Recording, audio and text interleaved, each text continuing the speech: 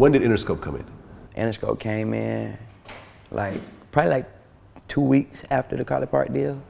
And the song was already on the radio at this point? Yeah, it was on the radio. In Atlanta or everywhere? In Atlanta. It started in Atlanta, then after Atlanta played it, you know everybody else got to play with Atlanta play. Yeah. It went #1 on the radio in Atlanta, then everybody played it. New York, North Carolina, California. Oh, it started going to the South and then to the West. Everywhere. Okay, so at this point, you coming from a position of power because you're not getting that sucker deal that most new artists get because you got a song that's already on fire. Hell yeah. So Interscope come in,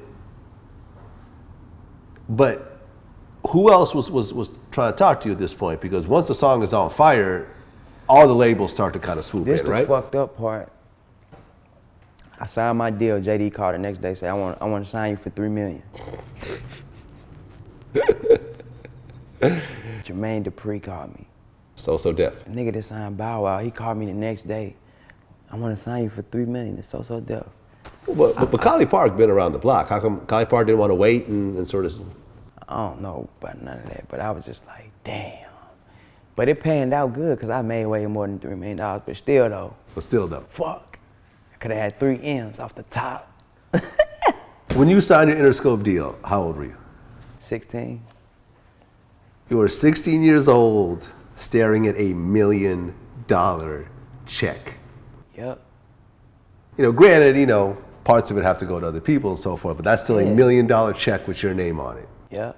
How does a 16-year-old really process that in his head? Go crazy, start screaming, running around the house, yelling. Break down in tears of joy. You start crying? Nah, I ain't gonna even lie and cry. But I was real turned up. Yeah. I was yelling, screaming real loud, running around the house. Of course, as you should. I was just like, damn, That was it. I was like, fuck, $1 million, nigga. $1 million. I was like, bro, $1 million. I'm from the hood, nigga, I'm from the trap. I ain't never had shit. We came up from the lights getting cut off. We came up from selling crack, selling weed. We came from the police kicking in our doors. You know what I'm saying? We came from fuck shit. $1 million, nigga. $1 million fucking dollars. I was like, bro, you don't understand. I can't even explain that shit. Yeah? I thought it was a trick. So look, when Interscope stepped in, it went crazy. I shot the music video in Atlanta in my old hood, right up the street from my old house. Wasn't Jack Thriller in the video? Yeah, Jack Thriller was in the video. Bow Wow was in the video. Omarion was in the video. DJ Unk was in the video. I don't know who else was in the video. It was hard. My daddy was in the video.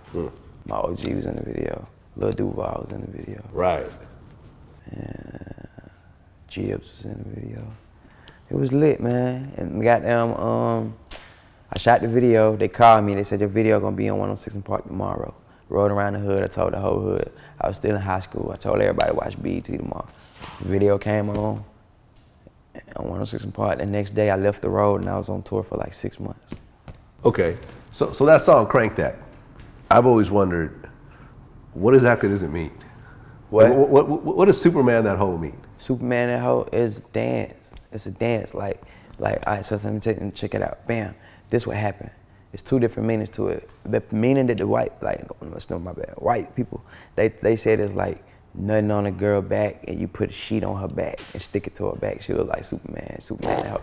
That wasn't what it was. That's what I don't know where the fuck they came from.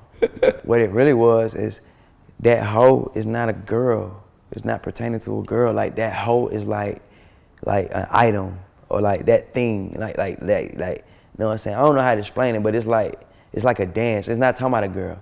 But everybody, it's a hoe, so everybody's like, oh, he talking about a girl. So like Superman That Hoe is like, it's a dance. It's like Superman, like I don't know how to say it. It's like a dance though. It's like it's saying Superman, this is Superman That Hoe. So right. It's like Superman That Hoe, that dance. Superman That Hoe, you know what I'm saying? Yeah. Or goddamn, we had a whole bunch on Batman That Hoe. Yeah. You know what I'm saying? You know what I'm saying? Alley oop that hoe, slam dunk that hoe, ice, water whip that bitch. You know what I'm saying? You know, slip, you know what I'm saying? Shit like that. But so they thought I was talking about a bitch. It's a dance. Okay, so you put out the video. Now everyone starts doing the dance. Yup. And people start making their own little videos? Yeah. I put up a dance video of us dancing to the song. Right. And then everybody just repeated that video. So when you see these these songs that blow up on Vine, you know, like for example, what's the newest one? You Ugly, You Daddy's Son. What's the name of that song? Juju on the beat. Yeah, Juju on the Beat. You know how like songs like that blow up because people make little Vine videos and everything else like that? Yeah. You were the original one to do that. You were the original Vine star, internet sensation. You know what I'm saying? Like how you were the first person where the fans took what you started and started creating their own viral content that helped support what it is that you were doing. Yup. Like, how did it feel to see that? To really see suddenly your fans are creating their own versions of your shit? It was dope, you know what I'm saying? I was like, man, this is a good, you know, promotional marketing, you know, tactic. It's dope. It's gonna spread my record. But Beyonce danced to it. Beyonce danced to it. On her show in Atlanta, they called me, man, Beyonce just danced to your song. So on her Beyonce show. was Superman in that hoe. Yep. YouTube, Beyonce cranked that. You're gonna see her doing it on her show. That's what really blew me up. After she did it, I was like, I was hella famous. So the song ended up going #1 for 7 weeks. #1, Hot 100, Top 200, all that. #1 Billboard across the world, all genres. The album goes platinum. 1 million copies sold.